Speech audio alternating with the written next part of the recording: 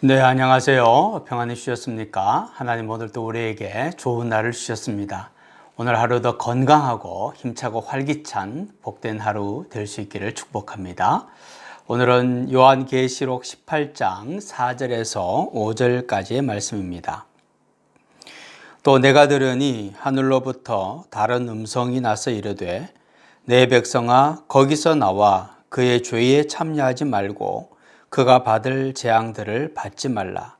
그의 죄는 하늘에 사무쳤으며 하나님은 그의 불의한 일을 기억하신지라. 아멘.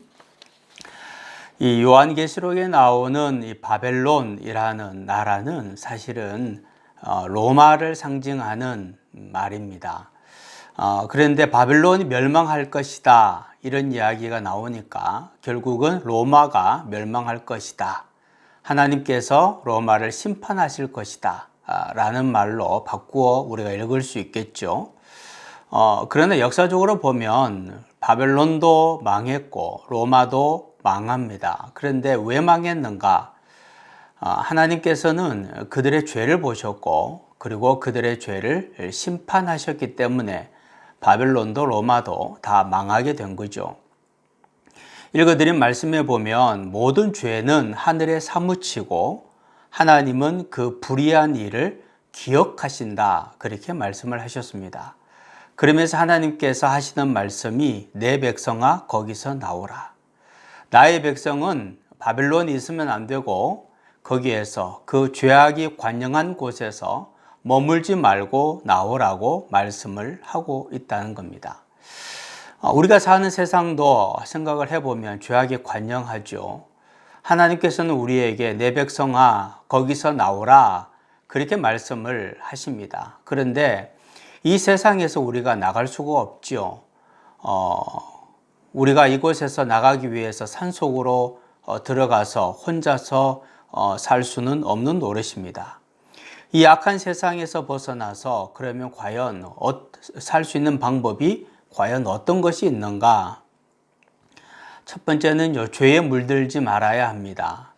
마치 바다에 떠 있는 배처럼 분명히 바다에 있는 것은 분명하지만 그러나 바다에 빠져들지 않고 그리고 속하지 않는 모습으로 구별되어진 모습으로 살아가야 한다는 겁니다.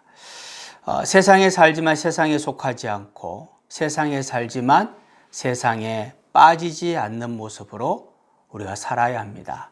내 백성아 거기서 나오라. 이 말씀에 이렇게 응답을 해야 됩니다. 또 한 가지는 과거에 붙잡히지 말아야 한다는 겁니다.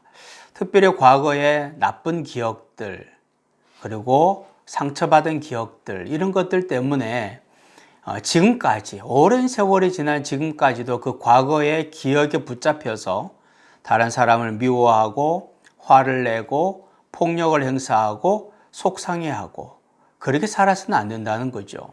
하나님 말씀하시는 겁니다. 내 백성아 거기서 나오라. 더 이상 거기서 머물지 말고 그 과거의 잘못된 또 나쁜 기억에서 머물지 말고 거기서 나오라고 말씀을 하고 있습니다. 거기서 나와서 우리는 영원한 집을 향하여 걸어가야 하고 영원한 집을 바라보아야 하겠죠. 이 땅은 우리가 영원히 살 집은 아닙니다. 이 땅에 집을 지으면 안 되는 겁니다. 더욱이나 이 땅에 성을 지어서는 더더욱 안 되는 거죠. 우리는 하늘의 보화를 쌓아야 하는 사람입니다.